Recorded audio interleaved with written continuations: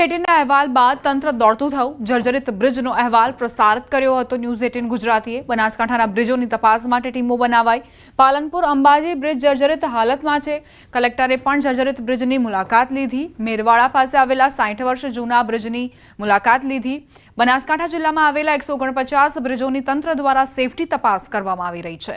જોકે તંત્રની તપાસમાં ઇકબાલગઢથી ખારાને જોડતો બ્રિજ ક્રિટિકલ હોવાનું સામે આવ્યું અને તંત્ર હરકતમાં આવ્યું. અત્યારે આ બ્રિજ પરથી ભારે વાહનોનો પ્રવેશ પર પ્રતિબંધ ફરમાવી દેવામાં આવ્યો છે. પાલનપુર તાલુકાના મેરવાડા રતનપુર ગામ વચ્ચે ઉમરદશી નદી ઉપર આવેલો વર્ષો જૂનો પુલ પણ જર્જરિત હાલતમાં છે. ત્યારે જિલ્લા કલેક્ટર અને વહીવટીતંત્ર મેરવાડા બ્રિજ ઉપર પહોંચીને બ્રિજની ચકાસણી કરી હતી.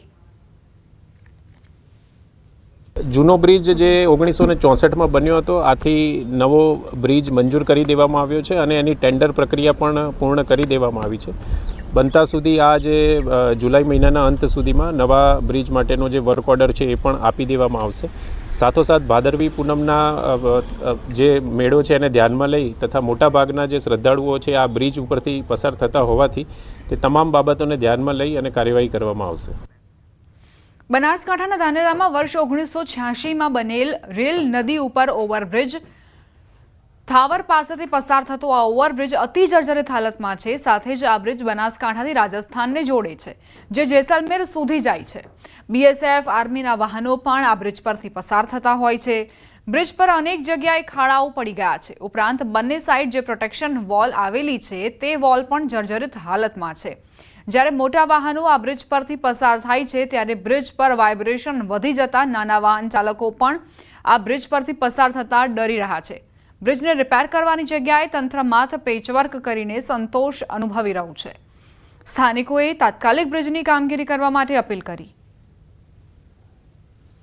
ધાનેરાના રેલવે પુલ ઉપરથી નીકળ્યો ત્યારે રેલવેના અંદર એટલી બધી રેલ પુલના ઉપર ધુજારી મારતી હતી કે ખરેખર આ 86-87ના અંદર ધાનેરાનો પુલ બનેલો અને હવે જાનનું જોખમ છે. લોકોનું આંદોલન કરવું જોઈએ અને સત્ય બહાર લાવવું જોઈએ કે ખરેખર આ પુલ ભયંકરમાં ભયંકર નુકસાન કરશે એવું મને આજની તારીખમાં લાગે છે.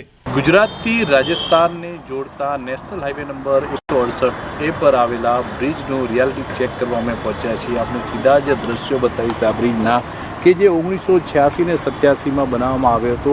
આ બ્રિજ જે છે તે બનાસકાંઠાથી રાજસ્થાનના જેસલમેરને જોડતો આ મુખ્ય બ્રિજ છે કે જ્યાંથી સેનાના અને બીએસએફના વાહનો પણ અનેકવાર પસાર થતા હોય છે. અને આ બ્રિજ જે ધાનેરાથી થાવર વચ્ચે આવેલો છે, રેલ નદી ઉપરનો આ બ્રિજ છે. 1986-87માં બ્રિજ બન્યો હતો અને અત્યારે આ બ્રિજનો જે ઉપરનો ભાગ જે છે તે અત્યારે જર્જરિત બન્યો છે. અનેકવાર રિપેરિંગ કરવાની માંગ કરવામાં આવી છે, પરંતુ આ બ્રિજનું રિપેરિંગ કરવામાં ના આવતા આ બ્રિજની બંને જે સાઈડો છે તે બંને સાઈડોની હાલત અત્યારે આ બંને સાઈડો જર્જરિત બની છે. અને આ બ્રિજની બંને સાઈડો જો કોઈ મોટો અકસ્માત થાય તો ગમે ત્યારે આ બ્રિજની જે બંને સાઈડો છે તે સાઈડો તૂટી શકે છે. તે ઉપરાંત બ્રિજ પર એટલા ખાડા પડ્યા છે કે ગમે ત્યારે આ બ્રિજનો કેટલોક ભાગ છે ત્યાં મોટો ભૂવો પણ પડી શકે છે. હવે જોવાનું રહેશે કે વહીવટીતંત્ર અને નેશનલ હાઈવે ઓથોરિટી દ્વારા આ બ્રિજનું રિપેરિંગ ક્યારે કરવામાં આવે છે. કિશોર તુવર, ન્યૂઝ 18 ગુજરાતી, બનાસકાંઠા. ચોમાસામાં પડેલા વરસાદના કારણે રોડ રસ્તા પર ખાડારાજ જોવા મળી રહ્યું છે. ફક્ત ગામના રોડ જ નહીં પરંતુ નેશનલ હાઈવે પર પણ ખાડાઓનું સામ્રાજ્ય જામ્યું છે. પાલનપુર નજીકથી પસાર થતા નેશનલ હાઈવે પર રોજના હજારો વાહન પસાર થાય છે અને આ હાઈવે પર પડેલા ખાડાઓને લઈ અવરજવર કરતા લોકોને હાલાકી પડી રહી છે. ચોમાસામાં પ્રથમ વરસાદે તંત્રની કામગીરીની પોલ ખોલી નાખી. આ ખાડા લોકોને તો દેખાઈ રહ્યા છે, પણ તંત્રના આંખે પાટા બાંધેલા હોવાથી તંત્ર આ ખાડા જોઈ શકવામાં સક્ષમ નથી.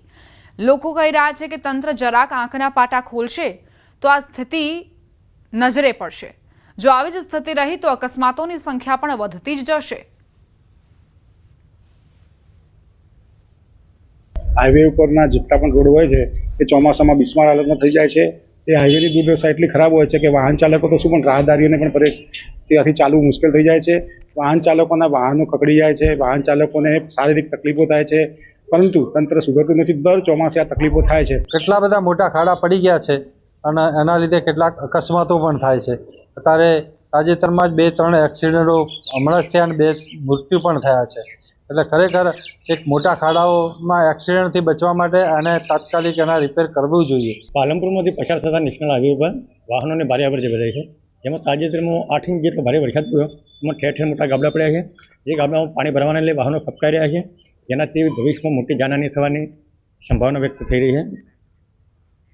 કાળજુ કંપાવી દેતી ઘટના બાદ પણ આજે મહેસાણાના કડીના વાહન ચાલકો મોતને મુઠ્ઠીમાં રાખી બ્રિજ પરથી પસાર થઈ રહ્યા હોય તેવું લાગી રહ્યું છે. તમે નહીં માનો, આ ધ્રુજતો બ્રિજ હજારો વાહન ચાલકોને દરરોજ ધ્રુજાવે છે.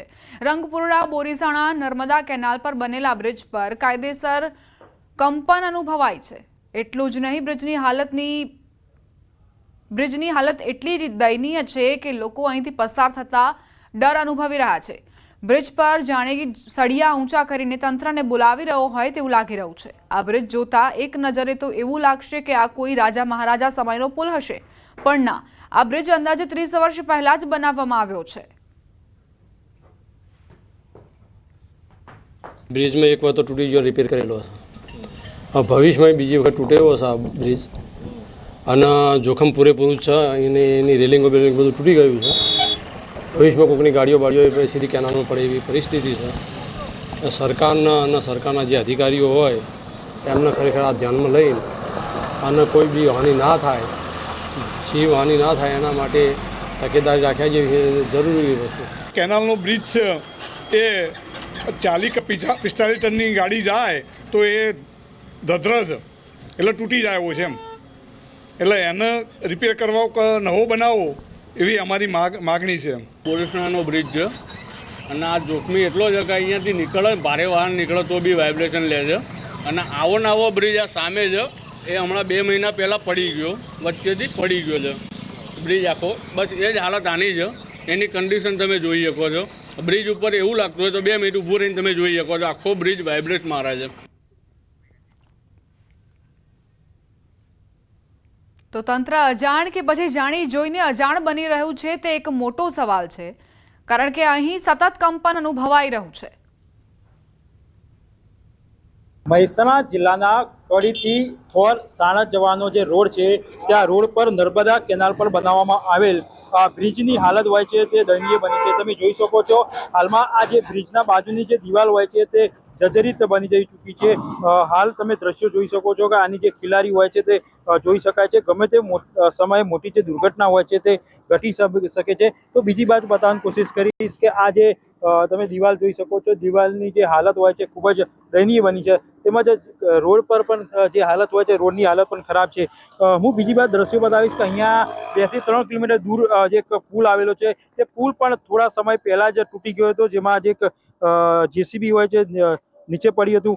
એટલે અહીંયા પણ ગમે તે સમયે જે દુર્ઘટના હોય છે તે ઘટી શકે છે તેવું સ્થાનિકો કહી રહ્યા છે. સ્થાનિકો હેરાન પરેશાન થઈ રહ્યા છે.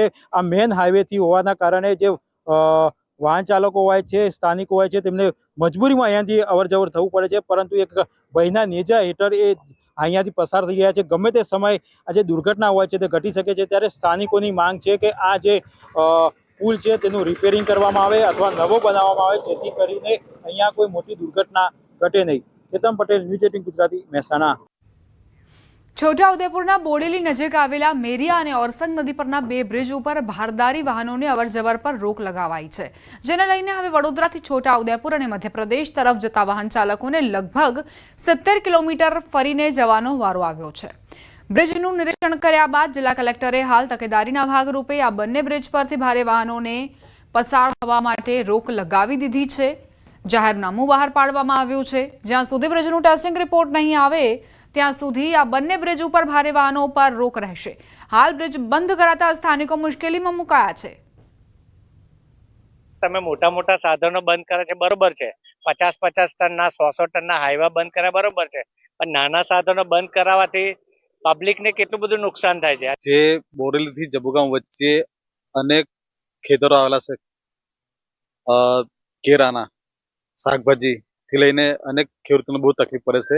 વેપારીની હાલત તો બગડવાની છે. અમારે ભાડાનું કાર્ટિંગ વધી જવાનું છે અને ખૂબ જ તકલીફો પણ રહે. અમારે 2 કલાક વધારે સમય લાગશે. હવે છોટાઉદેપુરની જાહેર જનતાને જે આ ખેડૂતોને છે એમના પાક માલના વસ્તુને લઈને બજારમાં જવું, નાની મોટી જરૂરિયાતમંદ માણસોને રેગ્યુલરી જે બજારને આવર જવર કરી તો એ એમની એ મુશ્કેલીઓ બને એટલી વહેલી દૂર કરે મેરિયા બ્રિજ અને ઓરસંગ બ્રિજ હેવી વ્હીકલ્સ માટે બંધ કરવામાં આવ્યું છે. 2-3 દિવસમાં NHAIની જે ટેકનિકલ ટીમ છે આ આવીને તપાસ કરશે તો ખરેખર ખબર પડશે કે આગળ શું કાર્યવાહી કરવાની છે. તંત્ર દ્વારા લોકોને ખંડેર અને જર્જરિત મકાનથી દૂર રહેવા માટે નોટિસ આપવામાં આવે છે, પરંતુ નોટિસ આપતું ધાનેરા પાલિકા તંત્ર ખુદ અસુરક્ષિત છે. પાલિકાની 25 વર્ષ જૂની બિલ્ડિંગની છતમાં જર્જરિત હાલત નજરે પડી રહી છે. 2 દિવસ પહેલા જ પોપડા પડ્યા હતા, જો કે કર્મચારીઓ હાજર ન હોવાથી કોઈ જાનહાનિ થઈ ન હતી. જે બાદ પાલિકાના જર્જરિત શૌચાલયને તાળા મારી દેવામાં આવ્યા. 2001માં બનેલું પાલિકાનું બિલ્ડિંગ છેલ્લા 2 વર્ષથી પોપડા પડતી દિવાલો સાથે જીવના જોખમે કાર્યરત છે. કર્મચારીઓ અને નગરજનો ભયના ઓથાર હેઠળ અહીં કામગીરી માટે આવતા હોય છે, જ્યારે જન્મ મરણ અને વેરા વિભાગને સિવિક સેન્ટરમાં તબદીલ કરવામાં આવ્યા છે. લોકોને સલામતીના સૂચનો આપી રહેલું તંત્ર પોતે અસુરક્ષિત માહોલમાં કાર્ય કરતા ચર્ચાનું કેન્દ્ર બન્યું છે.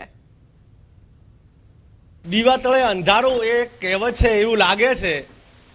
ધાનેરા નગરપાલિકાની ખુદ કચેરી પણ જર્જરિત હાલતમાં છે. આપ જોઈ શકો છો કે ઉપર લોખંડ ખુલ્લું દેખાય, પોપડા પડે, રોજ હજારો માણસની અવરજવર હોય છે. ગમે ત્યારે જાનને નુકસાન થાય એવી પરિસ્થિતિ છે, પણ આ અધિકારીઓને લાગતા પોતાની ચેમ્બર નથી દેખાતી અને જનતા અને નાના મોટા વેપારીઓને માત્ર ને માત્ર એમની દુકાનો અથવા ઘર દેખાય છે. કર્મચારીઓ અત્યારે કામ કરી રહ્યા છે. કર્મચારીઓને પણ કચેરીની બાકીની શાખાઓ છે એને શિફ્ટ કરવા માટે બાજુમાં અર્બન હેલ્થ સેન્ટરમાં બિલ્ડિંગની અત્યારે કામગીરી ચાલુ છે. એ ટૂંક સમયમાં અહીંથી એ સેવાઓ પણ ત્યાં આગળ શિફ્ટ કરવામાં આવશે. નગરપાલિકાનું બિલ્ડિંગ અત્યારે લગભગ જર્જરિત હાલતમાં છે અને પૂર્વ તકેદારીના ભાગરૂપે અમે અત્યારે પબ્લિક અવર જવરવાળી જે શાખાઓ હતી કે જન્મ મરણ શાખા, લગ્ન નોંધણી શાખા અને વેરા શાખા, એ શાખાઓ અત્યારે સિટી સિવિક સેન્ટરમાં શિફ્ટ કરી દીધી, જેથી કરીને નાગરિકોની અવરજવર બિલકુલ ઓછી રહે અને કોઈ એવી સંભવિત દુર્ઘટના ટાળી શકાય. ચોમાસાના લીધે કોઈ બિલ્ડિંગ જર્જરિત હોય ને પડી જાય અને જાનહાનિ થાય એના કરતાં પૂર્વ તકેદારીના ભાગરૂપે અમે વ્યક્તિગત નોટિસો પણ આપેલી છે. ધાનેરા નગરપાલિકામાં દીવા તળે જ અંધારું જોવા મળી રહ્યું છે. એક તરફ ધાનેરા નગરપાલિકા દ્વારા જાહેર નોટિસ ફટકારવામાં આવી છે કે જે લોકોના મકાન જર્જરિત હોય, શોપિંગ જર્જરિત હોય તે ઉતારી લેવા, તો બીજી તરફ ધાનેરા નગરપાલિકા જર્જરિત છે. ધાનેરા નગરપાલિકાના આ ધાબાના દ્રશ્યો જુઓ કે ત્યાં પોપડાઓ પડી રહ્યા છે. અહીંયા અરજદારો તેમજ નગરપાલિકાના કર્મચારીઓ જીવના જોખમે નગરપાલિકામાં આવતા હોય છે અને જીવના જોખમે કામ કરતા નજરે પડી રહ્યા છે. જ્યાં નજર કરો ત્યાં પોપડાઓ પડી રહ્યા છે, ખીલાસરીઓ નીકળી છે. તો બીજી તરફ ધાનેરા નગરપાલિકા દ્વારા ગામ લોકોને જર્જરિત મકાનોથી સાવચેત રહેવા માટેની અપીલ કરવામાં આવી રહી છે. તો ધાનેરા નગરપાલિકા જ અત્યારે સુરક્ષિત જોવા નથી મળી રહી. ધાનેરા નગરપાલિકામાં પોપડા પડતા જે ટોયલેટો છે ત્યાં પણ અત્યારે તાળા મારી દેવામાં આવ્યા છે, જેથી નગરપાલિકાના કર્મચારીઓ તેમજ જે લોકો છે તેમને બહાર ટોયલેટ માટે પણ જવું પડતું હોય છે. તો બીજી તરફ ચીફ ઓફિસરની જે બેસવાની જે ઓફિસ હતી ત્યાં પણ ખીલાસરીઓ નીકળી ગઈ છે, તેમજ પોપડાઓ પડતા હોવાથી તે પણ બંધ કરવામાં આવી છે. અત્યારે પણ તમે દ્રશ્યોમાં જે પ્રમાણે જોઈ શકો છો કે ભયના ઓથા હેઠળ કર્મચારીઓ અત્યારે કામ કરી રહ્યા છે. ગમે ત્યારે આ જે પોપડાઓ છે તે કર્મચારીઓ કે નગરપાલિકામાં આવતા અરજદારો પર પડી શકે છે, પરંતુ ધાનેરા નગરપાલિકા દ્વારા આ જે ઓફિસો છે તે અન્ય જગ્યાએ અત્યારે ખસેડવામાં નથી આવી અને લોકોને સલાહ આપવામાં આવે છે કે ગામમાં જે જર્જરિત મકાનો આવેલા છે તે મકાનો ઉતારી દેવા અને તે મકાનો પાસેથી પસાર થવું નહીં. કિશોર તુવર, ન્યૂઝ 18 ગુજરાતી, બનાસકાંઠા. રાજકોટ લોકમેળામાં રાઇડ્સને લઈને હજુ અસમંજસનો માહોલ. લોકમેળાને લઈને ડોક્ટર દર્શિતા શાહનું ગોળ નિવેદન. રાઇડ્સ અંગે ડોક્ટર દર્શિતા શાહ સ્ટેન્ડ ન લઈ શક્યા. પ્રજાના હિતમાં જે સારું અને યોગ્ય હશે તે થઈ રહ્યું છે. નિયમો મુજબ જે રીતે લોકમેળો યોજાય છે તે મુજબ કામ આગળ વધશે. જવાબદારીમાંથી છટકી જવા માટે ગોળ નિવેદન આપી નીકળી ગયા.